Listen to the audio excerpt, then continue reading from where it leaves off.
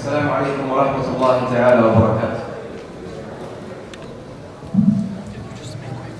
الله أكبر الله أكبر الله أكبر الله أكبر أشهد أن لا إله إلا الله أشهد أن لا إله إلا الله أشهد أن محمدا رسول الله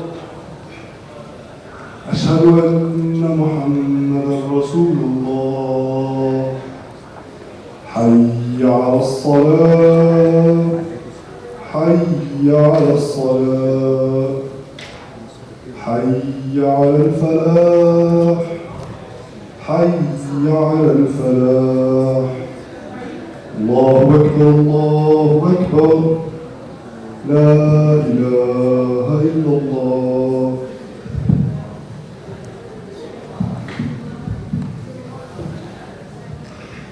إن الحمد لله نحمده ونستعينه ونستغفره ونعوذ بالله من شرور أنفسنا ومن سيئات أعمالنا. من يهده الله فلا مضل له ومن يضلل فلا هادي له وأشهد أن لا إله إلا الله وحده لا شريك له وأن محمدا عبده ورسوله. عباد الله، أوصيكم ونفسي الخاطئة أولا بتقوى الله. قال عز من قائل: أعوذ بالله من الشيطان الرجيم، بسم الله الرحمن الرحيم. يا أيها الذين آمنوا اتقوا الله حق تقاته ولا تموتن إلا وأنتم مسلمون. عباد الله، اللهم أسألك خطبة لا رياء فيها ولا سمعة. The heart is one of the main blessings of Allah Azza wa Jalla. The heart, in its essence, is a repository of khair, for blessing of khair and evil, or evil. And subhanAllah, it controls all of our limbs. It controls all of our limbs, controls all of our actions. And so subhanAllah, صلاح الإنسان من صلاح قلبه. The soundness of a person is from the soundness of his heart. And the corruption of somebody or of someone is through the corruption of his heart. The Prophet sallallahu alayhi wa sallam says in the hadith, ألا وإن في الجسد لمضغة. ألا وإن في الجسد مضغة. There is a piece of flesh in the body. إن صلحت صلح الجسد كله وإن فسدت فسد الجسد كله. The Prophet sallallahu alayhi wa sallam says there is a piece of flesh in the body. If it goes right, if it is upright, if it is salihah, then the whole limbs and whole actions will be based on that. And if that piece of flesh is not sound, is corrupt, then the whole actions and the whole output will be corrupt. In another hadith, the Prophet ﷺ says, إِنَّ اللَّهَ لَا يَنْظُرُ إِلَىٰ صُوَرِكُمْ وَأَشْكَالِكُمْ. Allah Azza wa Jal doesn't look to your appearances, doesn't look to the outer of you. وَلَكِنْ يَنْظُرُ إِلَىٰ قُلُوبِكُمْ وَأَعْمَالِكُمْ. But Allah Azza wa Jal looks to your hearts and deeds. And look here, the Prophet ﷺ is redefining the standards. All of our standards are being redefined, are being set once again by the Prophet ﷺ. The last hadith, inshallah, we're going to wrap them all in one piece. The Prophet ﷺ says in the hadith that most of you know, يَا أَيُّهَا النَّاسِ إِنَّ إِلَهَكُمْ وَاحِدٌ. Oh people, your Lord is one. Allah Azza wa Jalla is the Lord of creation. لا فضل لعربي على أعجمي ولا عجمي على عربي ولا أبيض على أسود ولا عكس ذلك أو كما قال صلى الله عليه وسلم إلا بالتقوى. There is no merit, there is no superiority for the white over the black or vice versa. There is no superiority for the Arab over the non-Arab or vice versa. All of these materialistic standards are of no value on the divine Islamic scale. Then what is the standard, Ya Rasulullah sallallahu alayhi wa sallam? What is the standard? How should we look to each other? He says, إِلَّا بِالتَّقْوَى, except with taqwa. And we're going to speak about taqwa in a second. So, subhanAllah, these three ahadith set the human being free from all of the societal chains.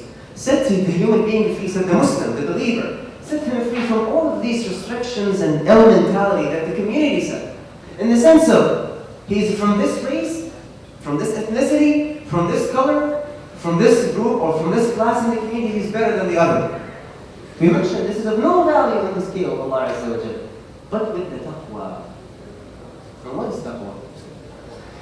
Taqwa as a word, if you want to literally translate it, it goes as the piousness, piety, fear of Allah Azza wa Jal. This is just like as a literal translation. But subhanAllah, scholars have more than 25 definitions for taqwa. Everyone defines it from an angle. Let's go with the basic one. Scholars say, التقوى فعل ما أمر واجتناب ما نهى. Doing and obeying what Allah Azza wa Jalla commanded and avoiding what He forbade. Very simple. He commanded you to pray, you pray. He commanded you to quit ma'asi, you quit ma'asi. This is the taqwa. And the Prophet sallallahu alayhi wa sallam, when he was asked, or when he was teaching us sallallahu alayhi wa sallam, صلى على رسول الله. البخيل من ذكرت عنده ولم يصلي عليه. Don't be steady, straight. صلى على رسول الله. النبي صلى الله عليه وسلم قال إن التقوى هنا. التقوى ها هنا. And he pointed to his heart. He wanted to teach us sallallahu alayhi wa sallam that taqwa is in the heart, and that's indeed true. And taqwa is an inner thing. But wait a second. It's true that it's an inner thing in the heart, but الظاهر من الباطن, your outer stems from the inner. If you have taqwa in the inside, it should be reflected on your outside. And subhanAllah, this answers a question or an idea that is becoming so prevalent nowadays, where people come and say, subhanAllah, they're indulged in ma'asi, totally immersed in ma'asi. He commits zina, he or she. They don't pray. They don't even bother covering their awras, taking off hijab, drinking, all of these sins. And I'm not speaking about those who fall into this ma'asiyah out of weakness, because we all fall into sins. This is an axiomatic thing. I'm speaking about those who think and they convince themselves this is right, this is fine, and so what? So they commit all of these ma'asi, they publicize it, they are good with it, and when you ask them, what do they say? No, don't judge me. You don't know. The taqwa is in the heart. The taqwa fil qalb. Al-iman fil qalb. It's in the heart. You don't know. And subhanAllah, this is a pure contradiction. First of all, I'm not judging you. As a Muslim, we shouldn't be judging others. This is none of your business. Aslan. Number two, you're contradicting yourself when you say taqwa is in the heart, and on the outer you're committing all ma'asi. What did we do? That's a false statement. Because basically scholars say فساد الظاهر من فساد الباطن وصلاح الظاهر من صلاح الباطن.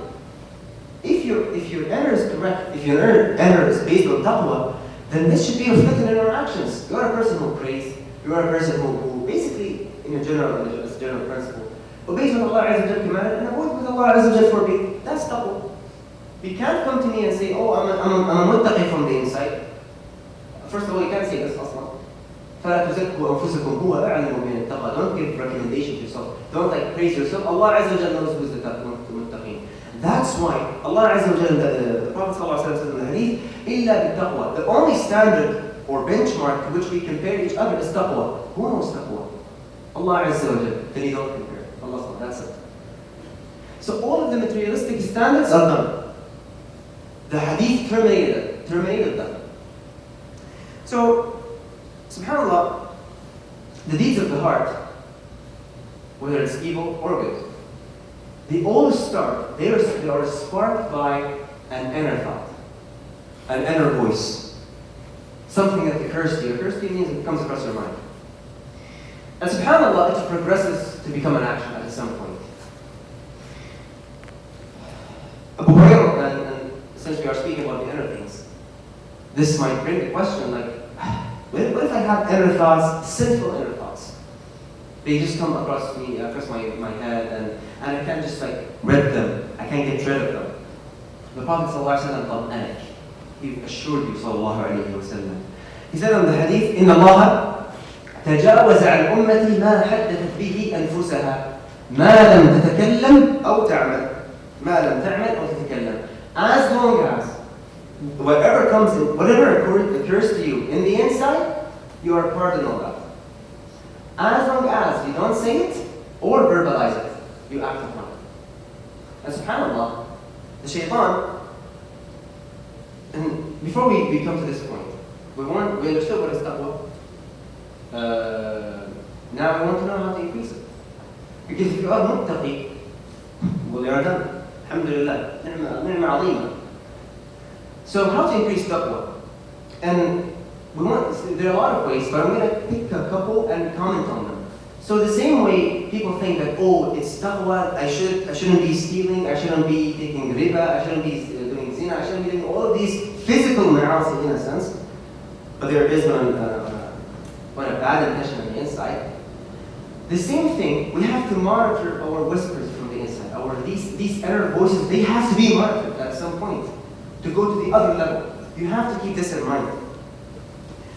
Because subhanAllah, all of the misdeeds, all of the wrong deeds start from this, all of the good deeds start from this. So once you monitor these, you're good to go. That's why Ibn Masruq, rahimahullah, he's one of the greatest scholars. He was on students beyond Ahmad and Ali ibn Madini. He used to say, مَنْ رَاقَبَ اللَّهَ فِي خَطَرَاتِهِ عَصَمَهُ اللَّهُ فِي حَرَكَاتِهِ. Whoever is watchful of Allah Azza wa Jal in his inner thoughts, when it comes to his inner thoughts, be it this split of second long idea. If you are not watchful and you hold yourself accountable, well, you won't be accountable on them. But why did I think about this? You push it away, you don't even think about it. Once you fix yourself from the inside, Allah Azza wa Jal will fix it from the outside. عَصَمَهُ اللَّهُ, Allah will protect him when it comes to his limbs. Will protect you and sets your actions right. And subhanAllah, a shaitan gradually starts with you. A shaitan doesn't come right away to you and say like, commit zina, do this, leave the salah. No. It starts with steps. Allah Azza wa Jalla in the Quran called them steps. He comes with you with things that you won't find abhorrible in a sense.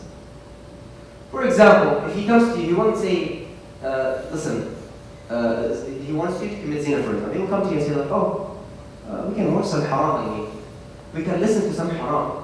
We can speak to the other gender and they are not halal to us. It's fine, just go ahead with it. And then it progresses. This is the khutuwat of the shaitan. That's why Allah Azza wa Jalla, in many positions in the Quran, He said, يَا أَيُّهَا الَّذِينَ آمَنُوا لَا تَتَّبِعُوا خُطُوَاتِ الشَّيْطَانِ. Don't follow the steps of the shaitan. Because at the end of the day, the final destination is a mansiyah. So that's why Allah Azza wa Jalla warned you from this. And one of the best quotes, to be honest, of Ibn Qayyim, rahimahullah, we spoke about this person before. Ibn Qayyim has this quote that, subhanAllah, helped me with a lot of my struggles. And we will stop here and we will detail what he said, rahimahullah. He said, in his book called Al-Fawaid, دافع الخطرة دافع الخطرة فإن لم تفعل صارت فكرة. Push. He said dafi'. For those who speak Arabic, dafi' means just push it away. Push the khatra. Khatra in Arabic is something that is less than a fikra. Khatra is something that just comes across your head. An idea, just like an inner voice, a weird voice that comes. Doesn't last for too long. Ibn Qayyim says, stop it there. Push it. If you don't do so, it becomes a fikra. It becomes an idea. An idea means now it occupies a space in your head. I'm actually thinking about it now. It's in my head. It's no longer something that is passing by. No. It's settled in my head. And subhanAllah, He gives you a rope of hope. He says, you fell on the first step, you fell to the first step of the shaitan. Because he was breaking down the process of the shaitan. And once the process is broken down to you, you will understand and know how to tackle the shaitan from the beginning. He says, فَدَافِعِ الْفِكْرَةِ. Now, we are moving to the second stage. You're in the state of fikra. It's an idea. دَافِعْهَا. Again, strive against yourself. Don't stop. Don't give up. Push it. Try to push it. And pay attention to the word دافع because we're going to change it now. فَدَافِعِ الْفِكْرَةِ فَإِن لَمْ تَفْعَلْ صَارَتْ شَهْوَةً. If you don't push it, if you don't strive against that idea, now it's going to turn into a shahwa, a lust, a desire, a whim. Once it becomes a whim, this is something that the whole body wants. it takes control over you. هذه الشهوة. Once it became a shahwa, Ibn al-Qayyim changed the narrative. What did he say? فحارب الشهوة. He didn't say that. He said حارب. حارب means get in a war with it, battle it, combat it. It's a war. It became way more difficult now to quit. Not impossible, it's tough. But you have to fight against yourself at this point. فحارب الشهوة فإن لم تفعل صارت همة وعزيمة. If you don't fight that shahwa at this point of the steps of the shaitan, let's call it, if you don't fight this step, if you don't fight the shahwa, it's going to turn into himma wa azima, determination. It's the step right before the action. Khalas, I'm going to do it. This is what you are saying. I'm going to do this ma'asiyah now. I haven't taken the asbab to it, I haven't taken the means to it, but you're still pending. Then he says, فَحَارِبِ الْهِمَّةِ وَالْعَزِيمَةِ. Try to stop them in any way. Stop them. If you don't do so, it becomes a fi'l. At this point, it becomes an action. And once it became an action, you are held accountable for it. You will be, so the whole steps at the beginning, we said, you want to monitor these. These 4 steps, khatra, fikra, shahwa, himma, azima, we want to monitor this. We want to avoid it from the very beginning because we don't reach to action when it's written on you. It's recorded, khalas. He doesn't stop here. He says, فَحَارِبِ الْفِعْلِ أو فَتَدَارَكِ الْفِعْلِ. Tadarak means rectify it because you already felt it, but don't give up. Rectify it. In the sense of, rectify the verb, don't stay too long on it, don't be committed to it. Because if you don't do so, if you don't fight it, it will become a habit. And once it becomes a habit, it becomes a situation that is really tough to shift from it. So he has broken down the whole process to us. They always say it's easier to eradicate the problems from the beginning. So what is the root of the problem? Because you want to eradicate the root of the problem. If you eradicate this, all of the steps are revealed, are exposed. Khatwa. That 1 second thing, that 2 second thing that came to your head. Push it. Busy yourself. If you're in a room alone, no one sees you, but Allah Azza wa Jal sees you. May Allah forgive us. If you have the phone and you have any means to ma'asiyah, and that shaitan, this is the whisper, this is waswasa to shaitan. The shaitan whispers to you, open this, listen to this, speak to this. Try to busy yourself at this point. Khalas, kick out that idea, expel it out, go walk out the room, go take a run, go do anything else, but don't give it time. As you give it time, the shaitan will increase the dosage of whispering, and it becomes idea, and you go through the same process. I didn't want to do this. So we want to adopt this as a mentality. Every single time you think about something, it is khatra. This is easily removed, khalas. And subhanAllah, this will help you chop off a lot of ma'asi in your life. So, and subhanAllah, you are striving, all of this jihad, this is jihad in nafs. You are striving against yourself. All of this doesn't go down the drain with Allah Azza wa Jal. يا بني يعني خذها قاعدة التجارة مع الله لا تبور. The business, if you have a business with Allah Azza wa Jal, it never goes bankrupt. You are never a loser. You are never at disadvantage. You are always winning. You are always in a preferable mood. دائما مع الله عز وجل. كل الجهاد هذا وحتى وإن أخطأ, even if you fall into the sin, because you are to err as a human, as they say. كل ابن آدم خطاء. But وخير الخطائين التوابون. The best among the sinners are those who repent.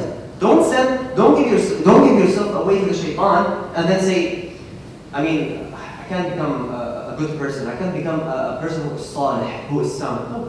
All of the salihin commit sins. They just repent right away. They just outcrowd it with ta'at. Okay, so keep this in mind. And as we mentioned, وَالَّذِينَ Allah Azza wa Jalla says in the Quran, وَالَّذِينَ جَاهَدُوا فِينَا لَنَهْدِيَنَّهُمْ سُبُلَنَا. Those who strive in our path, those who goes against themselves for our sake, for the sake of Allah Azza wa Jalla, we will indeed guide them to the path. May Allah Azza wa Jalla guide us to the path. And subhanAllah, as a person who is mu'min, it's not fitting that you keep thinking about sins. The whole khutbah is about eradicating that idea, that small idea, because it's that spark that comes and destroys everything. That all the ma'as, all of these steps are built on it. Once you eradicate it, you are done. You know the trick of the shaitan. So, and keep in mind, the Prophet ﷺ says in the hadith, أعمار أمتي ما بين الستين والسبعين. The range of ages of my ummah are between 60s and 70s. وأقلهم من يتجاوز ذلك. And a few people go beyond that, beyond the 70. So, most of us in here are 20 years old. 20, 21, 25. We are third way through. Did you even think about this? We are third way through, 2/3 left. So keep this in mind. What are you missing out on? What are you indulged? What are you immersed in? The punishment is hellfire. It's not like a slap or 2 slaps. It's hell. It's Jahannam, as one scholar said. It's not an easy thing. So be wise in using your time. And subhanallah, the Prophet ﷺ says in the hadith, he says, يعني لو أن رجلا جر على وجهه من يوم أن ولدته من يوم أن ولد حتى يموت إلى يوم يموت هرما في مرضات الله عز وجل لحقره يوم القيامة. If a person comes to the day of judgment and since the day he was born, he was worshipping Allah Azza wa Jalla, was in a state of worshipping Allah, prostration. Until the day he died, he was in that state, full ta'ah. On the day of judgment, he would come and he would belittle all of what he did. Why? Because he will see that every single deed you do are rewarded multiple times, are multiplied many folds, doubled, quadrupled, Allahu A'lam how many folds. So one deed that you might do in the dunya might be the reason you are rescued in the akhirah. So he would love to go back and increase. All things, subhanAllah, in our eyesight, he has done everything. This is not to put you off, this is to put us off. It's basically to know that Allah is so merciful. On the day of judgment you will see limitless rahmah. And the athar on this are a lot, and I don't want to take a lot of time with this. So نسأل الله عز وجل أن يجعلنا من المتقين وأن يملأنا غنى. اللهم إنا نسألك الهدى والتقى والعفاف والغنى. أقول قولي هذا وأستغفر الله لي ولكم فاستغفروه.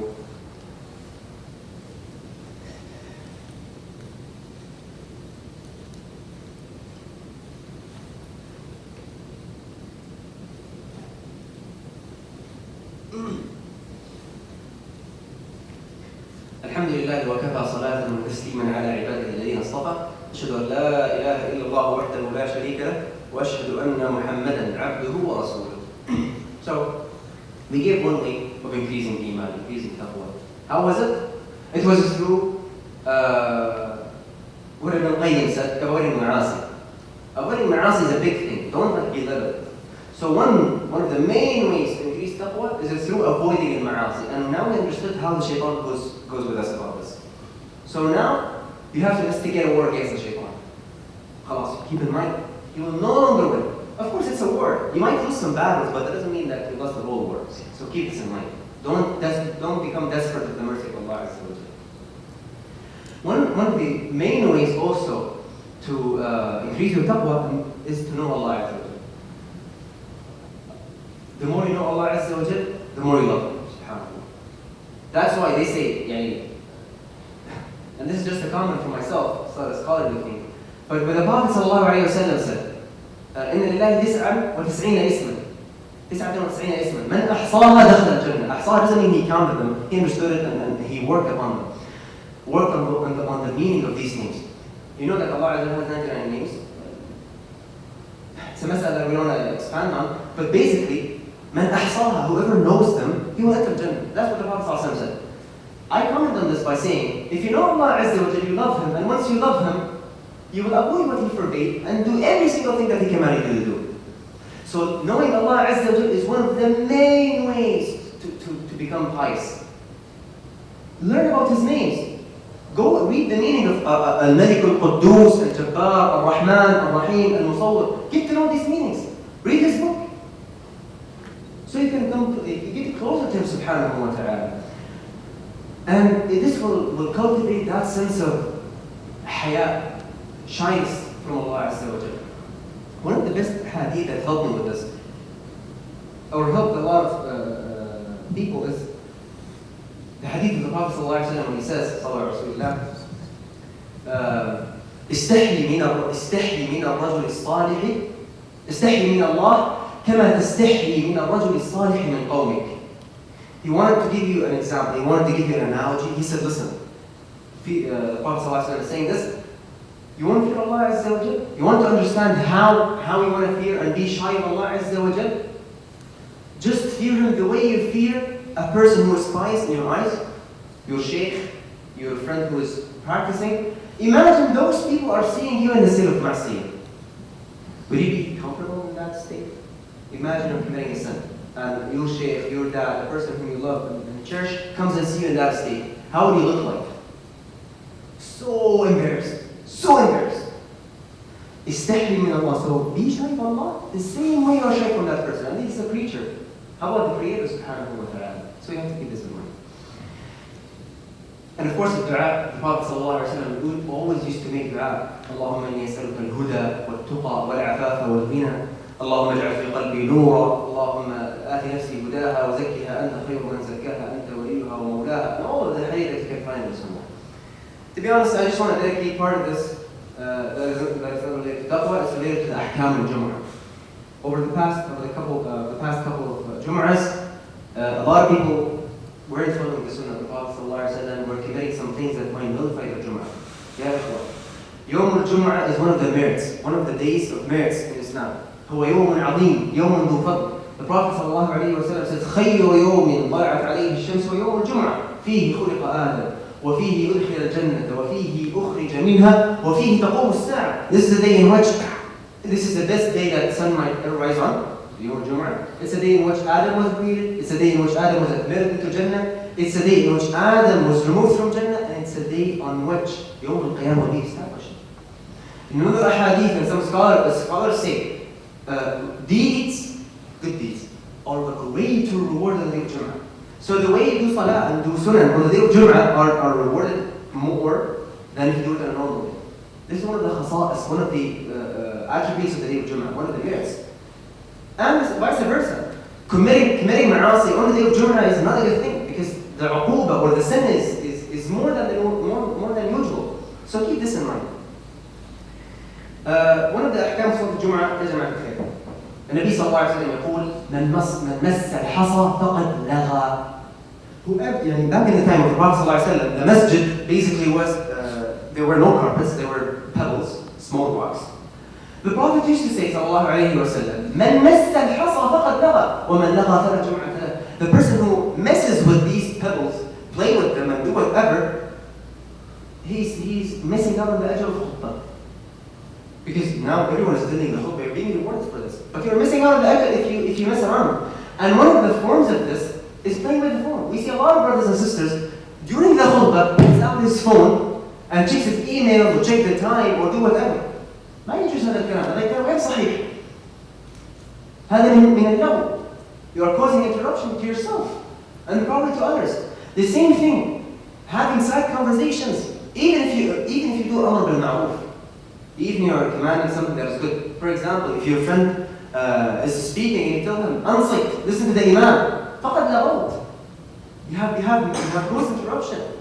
So the state that we want to maintain in khutbah al-Jumu'ah is basically listening to the imam, hearing him, listening to everything he says. Khalas, it's a very minor thing. Listen to the imam and fully focus on what he says. So you don't miss out on the ajr. Even if you messed around with it, even if you missed, salatik sahiha. Your salah, 2 rak'ahs you pray suffice, but you missed out on the ajr. وتأثم بذلك. There's an sin for this as well. You're sinning if you're just messing around and listening to the imam. For the Jumu'ah, يا إخوة, it's obligatory on brothers. صلاة الجمعة واجب على الذكور. العقلاء مع الشروط طبعا. For the sisters, it's not obligatory, but it's fine if they come. Even if they pray the Jumu'ah, it suffices. It's for the brothers. النبي صلى الله عليه وسلم says, من ترك 3 جمع تهاونا طبع على قلبه. The person who leaves or doesn't abandon Jumu'ah for 3, scholars said either consecutively, 3 Fridays in a row, or 3 Fridays over his age, over his life. طبع على قلبه. His heart will be sealed. His heart will look like the hearts of munafiqeen. So if you know a brother, if you know a brother, and he's not coming to Jumu'ah and he's just like lenient with it, indifferent, make nasiha for him. Give him nasiha in a kind manner. Okay, and yourself, this is nasiha to ourselves first and then to others. Okay? So make sure that the Jumu'ah is something of a priority. The same thing when it comes to doing your schedule, university schedule. Make sure that there's like a small time frame, 12 to 1, so you can come to the Jumu'ah, you don't rush it, and you feel comfortable on that day. Okay?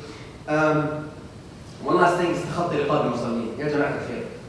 تخطي رقاب المصلين basically passing by the necks of the attendees. يعني there's a full row, for example, and people are like completing the rows, and there's like a small gap. And you want to go to the first row, so you keep passing by and making distance and causing interruption for others. هذا ما يجوز. هذا فيه إيذاء. هذا فيه إيذاء. You're harming other people who are attending the khutbah. Don't do this. You find a spot, sit in there.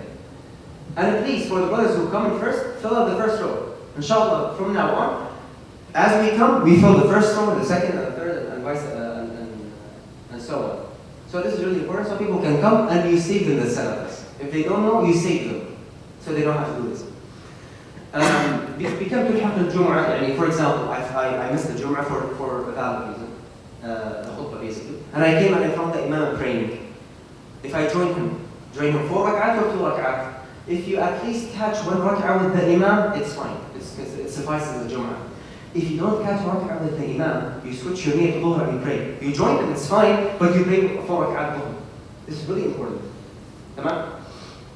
And again, the brothers and sisters in the MSA, barakallah fikum, they always publish and post sunan of the day of Jumu'ah, like doing ghusl, doing siwak, wearing the best of your clothes, putting perfume for brothers. So follow these sunan. Church, have some respect for this day. The Prophet ﷺ said that Allah Azza wa Jalla says in the Quran, ذلك ومن سورة الحج ذلك ومن يعظم شعائر الله فإنها من تقوى القلوب. Circling back to the point of taqwa. Those who cherish, those who have respect to the major rituals of Allah Azza wa Jalla, like Hajj, Salawat, Salat al-Jumu'ah, those people have, Allah Azza wa Jalla described them as, this is one of the signs of the taqwa they have. So we are trying to strengthen our taqwa, this is one way. Cherish the rituals of Islam. اللهم صل وسلم على سيدنا محمد في الأولين وصل وسلم عليه في الآخرين وفي اليوم وصل وسلم عليه في الملأ الأعلى إلى يوم البعث والدين. اللهم اهدنا فيمن هديت وعافنا فيمن عافيت وتولنا فيمن توليت. اللهم كن لإخواننا المستضعفين في كل مكان. اللهم انصرهم. اللهم نج عبادك المؤمنين المستضعفين في غزة. اللهم كن لجميع إخواننا المستضعفين خير ناصر ومعين يا أرحم الراحمين.